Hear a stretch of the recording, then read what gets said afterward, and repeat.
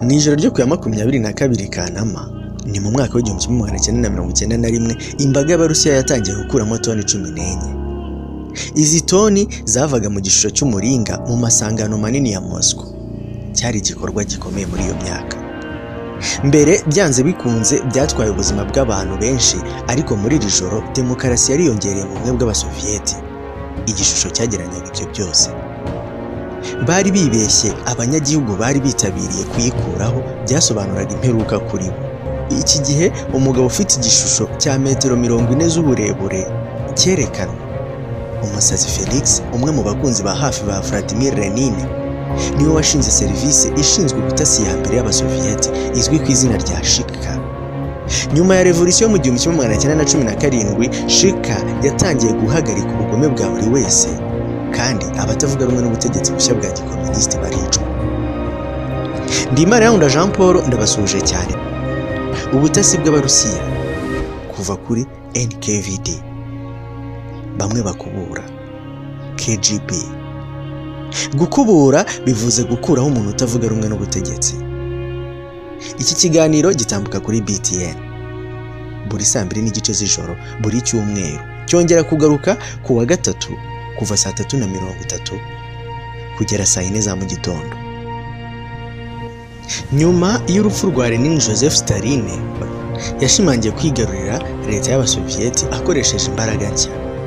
Serivisi y'ibanga nk'igikoresho cye bwite cyo kugenzura, Stalin yakuyeho abo bahanganye muri politiki, noneho arekura ntagereranywa ingoma y'iterabwoba ku baturage basanzwe b'Abasoviyeti. Mu myaka y'1930 n'1940, miliyoni zapfiriye mu maraso yatewe n'abapolisi ba rwihishwa ba Stalin, ubu bita NKVD. NKVD yakwirakwije urusobe rwica abakozi ku isi yose. Abicanyi basanzwe bishe abatavuga rumwe n'ingengabitekerezo ya Stalin mu mahanga. Abazwi cyane Trotsky wishwe muri Mexico mu mwaka w'1940. Abatasi ba NKVD bakunze guterana amabanga ya gisirikare akomeye y'inshuti n'abanzi. Binjiye mu ibanga rya kirimbuzi, Abongereza n'Abanyamerika baratangara. Abashakashatsi b'Abarusiya bafite amakuru arambuye ku byerekeye iterambere rya Amerika. Igisasu cya atome. Intambara irangiye, intumwa ebyiri z'Abasoviyete zinjiye mu isi yose, ibigo bikomeye bya gisirikare na politike, kandi byinshi ari bito. Mu ntangiriro y'1950, NKVD yabonye izina rishya ry'inzu ziterabwoba mu burengerazuba, KGB OPD ya Bremenko Dislis Karasko. Neza icyo gihe ubwenge bw'Abasoviyeti bwari bwiza cyane kandi bukomeye. Abahanga benshi mu banyabwenge n'abanyabwenge bashimye Uwiteka. Leta Zunze Ubumwe z'Abasoviyeti zahitanye abantu barenga miliyoni 20 mu ntambara yo kurwanya Hitler. Birashoboka ko bumvaga barokotse kubera ibitambo by'Abasoviyeti n'intambara. Bizeraga ko iki gihugu, hatitawe ku miterere mibi ya politike, yari ikwiye kuba ingabo zingana n'uburengerazuba, kandi imbere ya byose hamwe na Leta Zunze Ubumwe z'Abasoviyeti, ko byagombaga kubaho hagashakwa amahoro mu buryo bwimbitse. Mu bihugu iyi mitekerereze yatanze kugera ku bisirikare byose by'ingenzi, kandi amabanga ya siyansi y'uburengerazuba aramenyekana. Ibi bintu byafashije KGB gushaka abakozi bashya, Joseph Stalin na Soviet. Ubuyobozi bwashakaga gukoresha intsinzi yabo mu ntambara ya kabiri y'isi yose mu kwagura Abasoviyeti. Ingaruka mu Burayi bw'Iburasirazuba ndetse no mu burengerazuba bwa Amerika. Yateguye ibihe byihutirwa gahunda yayo yonyine, ndetse yateganyaga na kirimbuzi, igitero mu mijyi 20 minini y'Abasoviyete no mu nganda zirimo Moscow na Leningrad. Umurongo washyizwe hamwe na Amerika n'Ubwongereza buyoboye ibihugu bya NATO ku ruhande rumwe na Soviete, hamwe n'amasezerano ya Warsaw. Ibihugu ku rundi ruhande, kuri KGB, Amerika yabaye umwanzi wa mbere. Intambara y'ubutita itangira ubwo. mu rwego rwo kurwanya kwaguka kw'abasoviyete hashyizweho urunana rw'abasirikare, ibirindiro bifite ubushobozi bwo gutanga ibitero bya kirimbuzi mu Burusiya. Ibirindiro byari mu Bwongereza, Ubutaliyani, Turukiya n'ibindi bihugu byinshi. Ariko mu mwaka w'1946 batangiye gukorana n'ibirindiro by'ingabo z'Abanyamerika n'Ubwongereza byari byashyizweho kuzenguruka Leta Zunze Ubumwe z'Abasoviyete. Bafashe gahunda yo kubatsemba. Iyi ntambara yatoranyijwe kandi ihugura umubare utari muto w'abakozi wari waratoranijwe. Imfungwa z'intambara nizo zagombaga gukora ibyo kandi bigakorwa neza mu buryo bwateguwe. Mu mwaka w'1946 Stalin yatangije ubukangurambaga bugamije kuburizamo Abanyamerika ingaruka muri Leta Zunze Ubumwe z'Abasoviyete, harimo no muri KGB. Stalin yashakaga guca igihugu imbaraga zose. Mu burengerazuba yatangiye kwerekana ibigeragezo ku bitwa abanyaburengerazuba hamwe no gukaza umugozi. Uyu mugozi bwari uburyo bw'ikandamiza. Imbaraga z'amahanga. Stalin we yatangiye ubukangurambaga bukaze ku Bayahudi b'Abasoviyete nk'ibisubizo byo kunanirwa kwa politike ye yo mu burasirazuba. Mu mwaka w'1948 Stalin yari yateguye gukoresha Israel nk'igihome gikomeye cy'Abasoviyete mu burasirazuba bwo hagati. Yari azi ko abayobozi benshi ba Israel nka Perezida Golda Meir bahoze ari abasosiyaliste bavukiye cyangwa se bize mu Burusiya. Yizeraga ko Abayahudi ku isi bazashimira Leta Zunze Ubumwe z'Abasoviyete uruhare runini mu gutsindwa kw'Abanazi. Ku mabwiriza ya Stalin y'Abasoviyete, ubwenge bwashyigikiye rwihishwa Abayahudi bo muri Palestine mu rugamba rwabo rwo kurwanya Abongereza n'Abasoviyete. Ni umwe mu ba mbere batoye muri Amerika amabanga yo gushyiraho igihugu cy'Abayahudi. Ariko kuva kivuka byagaragaye ko Israel itari ifite umugambi wo kubaka igihugu cy'abasosiyaliste ku gitekerezo cy'Abasoviyete. Mu buryo bunyuranye, Israel yarebaga Amerika nk'inshuti yayo magara. Stalin yumvishe ubwe ko yahemukiwe maze arakarira Abayahudi bo mu gihugu cye. Kuva ku kwicisha bugufi cyane kugeza kuri Sulaiman uzwi cyane Hoyles, yari uzwi muri Leta Zunze Ubumwe z'Abasoviyete nk'umukinnyi n'umuyobozi w'ikinamico. Yashinze kandi anasangira n'Abayahudi komite ishinzwe kurwanya fasciste. Mu mwaka w'1943 Stalin yatanze amavuta mu rugendo rwo gukusanya inkunga y'intambara. Muri Amerika, Lawyers yashohoje ubutumwa kandi azana Abanyamerika benshi impano i Moscow nyuma y'intambara Stalin yo kwitwaza. Aya mavuta yagiye atanga miliyari 10 y'amadolari yatanzwe mu burengerazuba kugira ngo afashe kubaka Leta Zunze Ubumwe z'Abasoviyete. Politiki yananiwe. Midist yahinduye byose. Ku itariki ya 13 Mutarama mu mwaka w'1948 Hoyles yagize impanuka yiswe Minsky. Nk'uko verisiyo yemewe ikaba itaramenyekanye yamukubisira mwica. Umurambo we wazanywe Moscow hanyuma ushyingurwa mu birori byemewe n'abanyacyubahiro. Ariko bidatinze Hoyles yatangajwe ko yari intasi y'Abanyamerika. Muri we komite ishinzwe kurwanya fasciste yabujijwe nk'icyari cya maneko z'Abanyamerika. Nyuma gusa ukuri kugaragara muri iryo joro muri uko kwezi nyine kwa Mutarama, aho Hoyles yari yatumiwe na Minisitiri w'umutekano waho. Yahawe inshinge zica n'umurambo we bawujugunya munsi y'ikamyo yari itwawe n'umukozi ushinzwe mabanga mu buryo butunguranye. Abayahudi bose bari mu kaga muri Soviet. Ubumwe, ijambo Umuyahudi ryabaye kimwe n'ubuhemu mu ibanga ry'Abasoviyete. Benshi batinyaga iki kimenyetso ko birushijeho kuba paranoide no kwibeshya. Stalin yahita yibiza Abasoviyete mu imeneka ry'amaraso yamenetse mu mwaka w'1930, kandi wenda byatera intambara kirimbuzi n'Abanyamerika noneho mu buryo butunguranye. Muri Werurwe hari mu mwaka w'1953 umunyagitugu Joseph Stalin yarapfuye. Hashyizweho umuyobozi mushya w'Abasoviyete Nikita Khrushchev, kandi azakoresha nawe KGB, abakozi nk'ingabo ze z'imbere mu ntambara y'ubutita.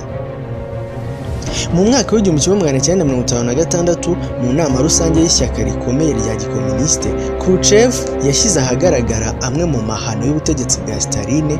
Serivisi yari yarakoze icyaha cye, ategeka ko bagaragaza neza amahano ya Staline.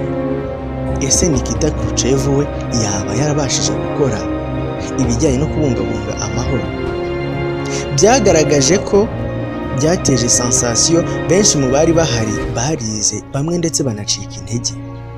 Kuri KGB cyari igihe kidashidikanywaho ko mu mikorere yayo nyuma ya kongere y'ishyaka rya gikomuniste mu mwaka w'1956 habaye iperereza ku buryo butemewe yakoreshejwe muri serivisi z'umutekano rwihishwa.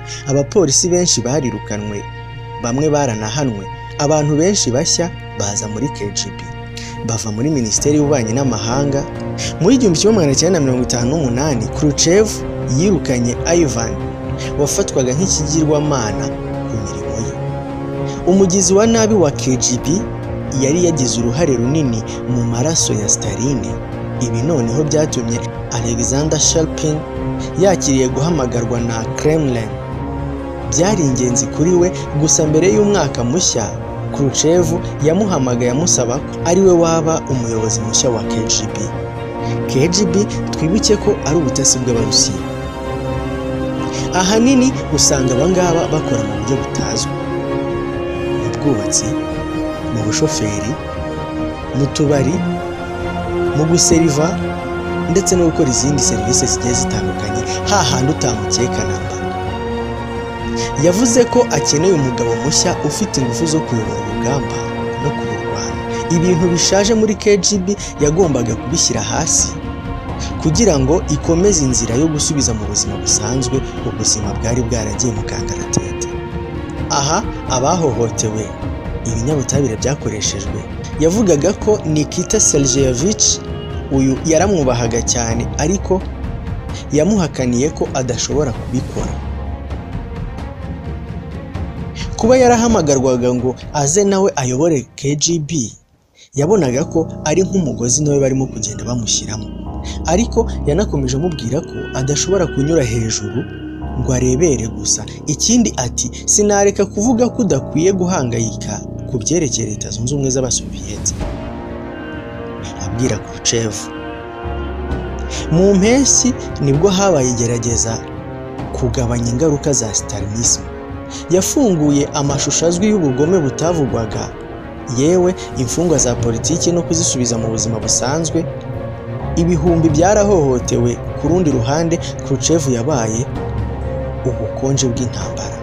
Umurwanyi wohereje ingabo zo guhonyora imyigaragambyo muri Hongiriya yo mu 1956 no gukubita ku meza ye umuryango w'abibumbye asakuza avuga azashinga ubumwe bw'ibihugu. Khrushchev ntiyazuyaje gukoresha abakozi ba KGB, agerageza kubigeraho iyo ntego. Abambere bishwe na KGB ni Abarusiya barwanyaga mu buhungiro bavuga nabi ubutegetsi bwa gikomuniste, cyangwa se abateshutse iburengerazuba. Byaba byiza kuri Jacket yari abahemu bakatiwe urwo gupfa n'urukiko. Abagambanyi bagombaga kwicwa, ariko uburengerazuba bwihishe guhindura isura yabo.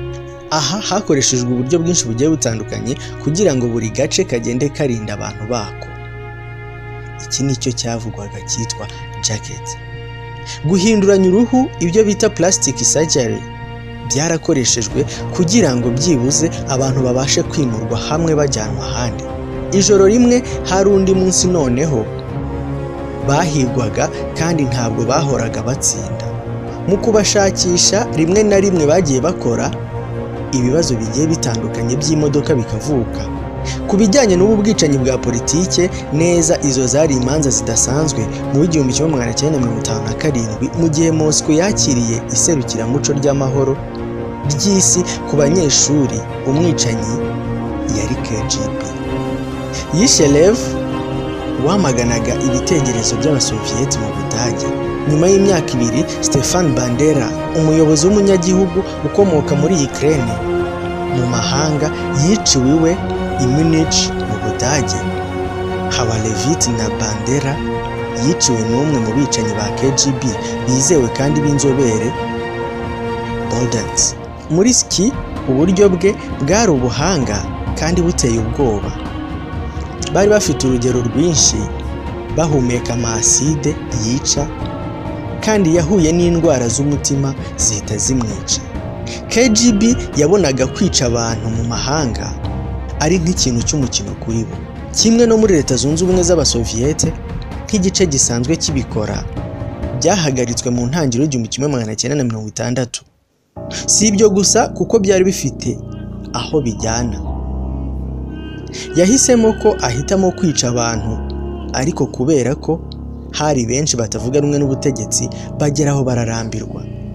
Abateshutse mu Budage, Leta Zunze Ubumwe z'Abasoviyete zaje gufata umwanzuro ko zigenda zishyiraho ingamba zitandukanye. Mu gihe kizaza byari nk'ibyo, ariko byari ubushishozi gukomeza byinshi bitandukanye bitangaje.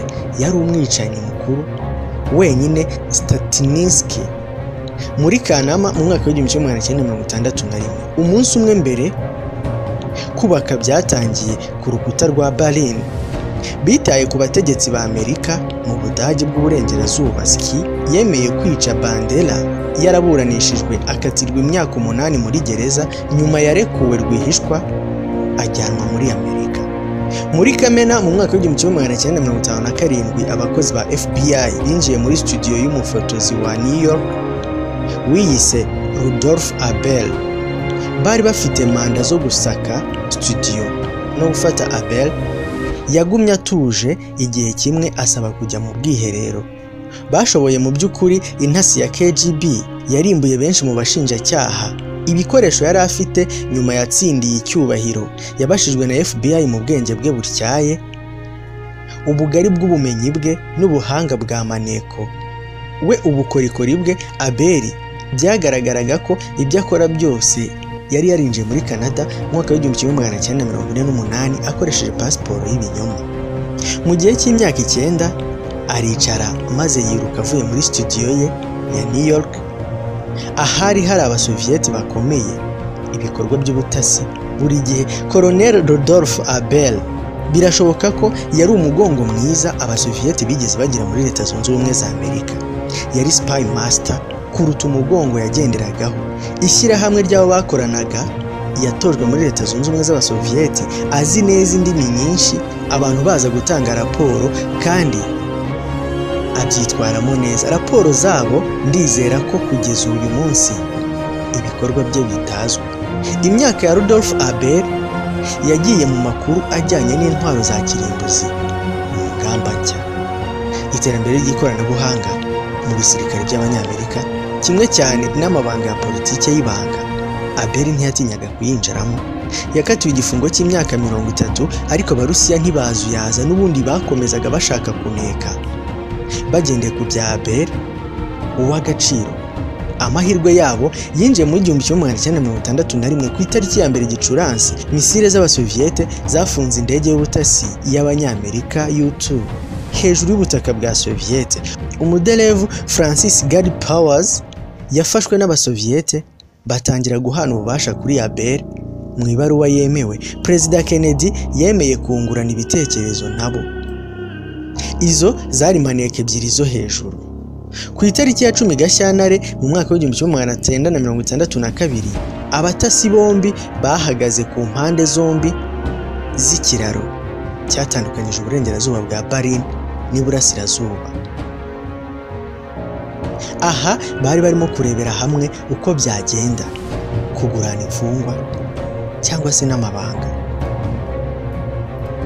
Boris Neil-Liko yari muri KGB, yari muri Abkhazos. Abel yakoresheje imbaraga zikomeye, hanyuma Abel kugenda yerekeza kuri mugenzi we, kwitegereza nk'aho barya amaso nyuma yo kurengana.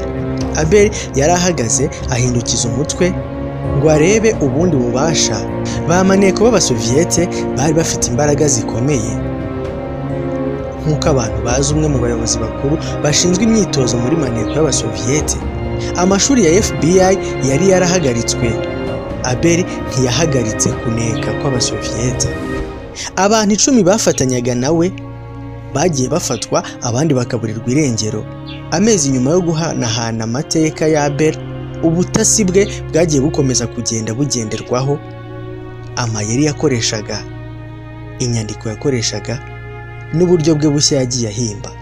Ingabo z'Abanyamerika zamenyeshejwe ko zazamuwe mu ntera, abamajoro muri Soviet, ingabo hamwe no kuzamurwa mu ntera. Bamwe baje kuba abaminisitiri mu Basoviet. Nikita Khrushchev ibingibi abifata nk'aho ari ukwishima. Sergeant Robert Lee Johnson w'ingabo za Amerika, uyu musirikare yari ku mushahara wa Leta Zunze Ubumwe z'Abasoviet nk'umuyobozi ushinzwe umutekano muri Amerika. Mu birindiro bya misile muri California hanyujijwemo amakuru y'ingirakamaro ya gisirikare, harimo icyarimwe igitekerezo cya lisansi ya misile ku Barusiya, ariko we yatanze raporo zangiza cyane nyuma yo kohereza mu mutekano wa Amerika Force Carrier Center ku kibuga cy'indege cya Orly cya Paris. Ikigo gishinzwe ubutumwa cyari urufunguzo. Itumanaho ry'ibikoresho na sisitemu yoherejwe kuva muri leta kugera ku cyicaro gikuru cya NATO, kimwe mu ngabo z'Abanyamerika mu Burayi. Nabo inama 6 zarakozwe muri Gashyantare mu mwaka w'1961. Johnson yasohotse mu kigo gishinzwe ubutumwa. Aha turacyari mu ntambara y'ubutita hagati y'Uburusiya na Amerika, Ubwongereza hamwe n'itundi duhugu twari tugiye tubishamikiyeho, hamwe n'agasakoshi gato kuzuye inyandiko z'ibanga. Umuyobozi wa KGB Vitali Asinov yari umukoresha wa Johnson n'Ubufaransa binyuze mu byiza. Aha umuntu araza akaba yakwinjira mu gihugu, akaba umukozi, akayobora ibigo, nyamara we afite ahandi atanga raporo buri mugoroba, buri joro, akoresha telefoni zitazwi, yewe na za zindi zitabasha gukururwa. Aha bagombaga kuranga amakipe akora urubanza. Itsinda rya mbere ryakuweho ibyangombwa. Johnson yarabagaruye mu mujyi aho babushyikiriye nta shiti. Ubu butumwa bwagendaga bugera kuri nyirabwo, uwagombaga kumenya, yewe akanajyana akabugeza kuri rya tsinda rishinzwe gukomeza kuneka. Itsinda rya kabiri, itsinda rya gatatu ryinjiye mu bikoresho muri ambasade y'Abasoviet. Ni abahanga, bari banashoboye kubifungura. Aha za sisiteme z'ikoranabuhanga, nubwo byari igihe ikoranabuhanga ritari ryagateye imbere cyane, n'abahaka nabo icyo gihe bari bariho mu gihe cyabo. Amabahasha, fotokopi, impapuro zisubiza ibintu byose inyuma. Amabahasha kandi yagombaga gufungurwa neza, akongera agafungwa, ariko ibirimo imbere byabanje kumenyekana. Amakipe ya mbere yasubiye kuri Johnson. Iki gikorwa cyasubiwemo inshuro 17 kuri Moscow. Byafatwaga nk'umuyaga udasanzwe Abasoviet babonye batigeze, yewe n'ibintu bitigeze bibaho. Kubona amabanga akomeye y'ingabo z'Abanyamerika, harimo kurinda Amerika na NATO, gahunda y'I Burayi, ingano na misile za kirimbuzi Burayi. Ibi bisobanuro bya sisitemu yo kwandikisha Abanyamerika imikorere yari yoherejwe kandi yabigize umwuga cyane, biranashoboka kumara imyaka. Ariko kuri ubu bitunguranye, mu 1964 umuyobozi wa KGB yarazi inco yerekeye mu burengerazuba bwe. Yashyize ahagaragara Robert Johnson, wafashwe nyuma y'igeragezwa agahanirwa igihano cy'igifungo cy'imyaka 25. Ifatwa rya Johnson cyari igihombo gikomeye kuri KGB, ariko ntabwo yicaga abakozi ba KGB. Abahanga mu guhuza no gushaka amakuru atanu niba KGB ibonye ibikoresho bibangamira ibikoresho ku muntu meni, yabihuza bifitanye isano rya hafi n'ubusambanyi bw'abaryamanaga bahuje ibitsina. Niba umuntu yanze icyifuzo, boherezaga undi ushobora kumwemeza, ariko kugeza ubwo ibikoresho bashaka kohereza bigezwa ku bayobozi nyirizina. Bene wabo, ababyeyi ba hafi, aho bafitanye isano, abo bose babaga ikiraro kugira ngo uwo muntu abashe kugerwaho. Aha kandi byari uburyo bwo kugira ngo ingengabitekerezo rusange no kubika ibanga bikomeze bigerweho, mu buryo bwo kugira ngo Abanyamerika batakomeza kugenda batahura amabanga y'Abanyasoviet. Muri 1953 umwe mu bakinnyi bakinaga icyo gihe yavuye mu mfungwa y'inkambi y'intambara asubira mu Bwongereza. We yongeye gukora mu nzego z'Abasoviet. Nta muntu wakekaga ko George Black yari afite aba agent cyangwa se ba maneka akoresha be ubwe ku giti cye. Aba ba agent babiri bari bazi ibanga rya Black ko byibuze yaba yarigeze guhemukira abantu bagera muri 400, intumwa z'uburengerazuba zirwanya Leta Zunze Ubumwe z'Abasoviet na bloc y'Uburasirazuba. George Black yamenyeshejwe bumwe mu bwenge bukomeye bwo mu burengerazuba. Ibikorwa byo kurwanya Abasoviet mu myaka y'1950 ni Operation Gord irahagarara. Ibikorwa bya CIA byo mu Bwongereza byo gucukura umuyoboro uva mu burengerazuba bwa Berlin ugana mu burasirazuba bwa Berlin kugera no gukanda mu mirongo y'ingenzi itumanaho ry'Ubudage n'Uburusiya. Intumwa z'abasirikare bakuru ba CIA baje Londres kuganira n'Abongereza. Ku ruhande ibisobanuro birambuye ku bikorwa nk'ibi byari ku munyamabanga ubitse inyandiko z'inama. Yamenyeshejwe byimazeyo amakuru yerekeye imikorere ashobora kubona ku rupapuro ruto, kandi byari bikenewe byose mu by'ukuri kwari ukumenya aho ashobora gusanga insinga zigiye kwibasirwa zizakoreshwa muri uwo mwobo wagombaga guhuza Berlin. Berlin ni Berlin mu Gifaransa. Uyu munyamabanga yaje gutahurwa ariko nabwo bitoroshye. Bigaragara ko yari afite itumanaho rya hafi n'Abasoviet. Amakuru ku Barusiya bifatwa nk'agaciro ko gukomeza ubumenyi bwabo.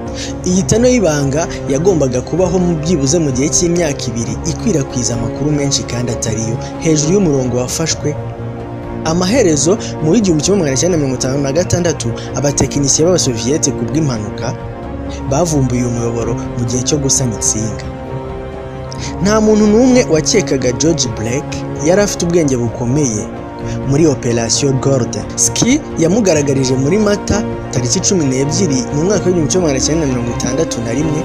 Umunsi umwe Yuri Gagarin abaye umuntu wa mbere ku isi ubwo yayoboraga ikinyamakuru cyo mu Bwongereza cyagaragaje ko Black yatawe muri yombi kubera ubutasi. Ibi byamuzamuye mu ntera cyane. Ibirego bya Black byakiriwe muri gereza itarigeze ibaho. Interuro nyuma y'imyaka 42 yavugaga ko indege ya Gagarin iguruka mu kunesha ya gahunda yo mu kirere y'Abasoviet yari isoko nyamukuru yo guhumuriza imico yemejwe. We yari afite uburenganzira bwo gufasha isi gutera imbere cyane, igihugu cyubaka ejo hazaza heza h'abantu. Mu 1966 hifashishijwe umunyamerika ingabo za Ireland, Black yashoboye gutoroka. Yamaze amasaha 28 mu gice cyishe cya minivan yamuzanye ku mupaka w'uburengerazuba n'Ubudage bw'iburasirazuba.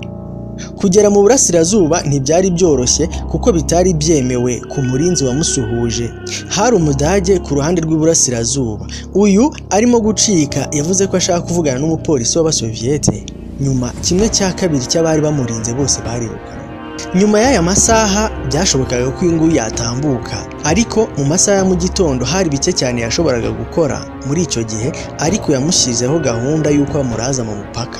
Bukeye bwaho ahagana saa 8 hanyuma akandagira umwe muri bagenzi be bo mu biro by'ubutasi by'Abasoviet bakoranye imyaka myinshi Londres, kandi nta n'umwe wari umuzi ku giti cye. Amubonye yavuze ko ari we niwe i Moscow, George Black. Aha yakingiwe ikibaba kinini kubera ko nta muntu n'umwe wakekaga ko hari undi baba baziranye. Yahembwe igorofa rinini mu gihugu, inzu yashakiyemo Umurusiya ukora akazi ko gusemura imyaka irenga 30. Uyu Black yapfiriye i Moscow mu mwaka w'1996 ejo bundi cyane vuba aha. Mugenzi we w'Umurusiya wo mu rwego rwo hejuru ushinzwe iperereza rya gisirikare ntabwo yagize amahirwe menshi. Mu mpeshyi yo mu 1961 koloneli w'ingabo z'Abasoviet Oleg Pankovsky yatanze ibye serivisi ku butasi bw'Abanyamerika n'Ubwongereza. Pankovsky yari ifatwa ridasanzwe, yakiriye igisirikare cyo hejuru cy'Uburusiya ibihembo by'ubutwari mu ntambara ya kabiri y'isi yose. Yavanze n'abanyamuryango bayobora sosiyete y'Abasoviet n'inshuti n'abagenzi be bari mu gisirikare gikomeye. abapolisi, ariko Oleg Penkovsky yari yaratsimbaraye ku rwango rukabije ku butegetsi bw'abasoviyete. Abakozi b'Abanyamerika n'Abongereza bakoranye nawe barafashwe. Igice cya mbere cy'ikiganiro cyacu hagati y'ubutasi bw'Abanyamerika n'ubutasi bw'Abarusiya, ahangaha twavugaga kuri KGB, reka tugicumbikira ahangaha. Iki kiganiro gitambuka kuri BTN buri cyumweru kuva ku isaha y'isambiri kugera ku isaha y'isambiri n'igice. Gitegurwa na Imanirahunda Jean Paul, kikongera kugaruka ku munsi wo kuwa gatatu kuva ku isaha ya 3:30 kugera ku isaha ya 4:30 za mu gitondo. Reka mbashimire, mukomeze mukurikire gahunda BTN TV ibategurira. Bye. BTN TV ibategurira. Bye. BTN TV ibategurira. Bye. BTN TV ibategurira. Bye.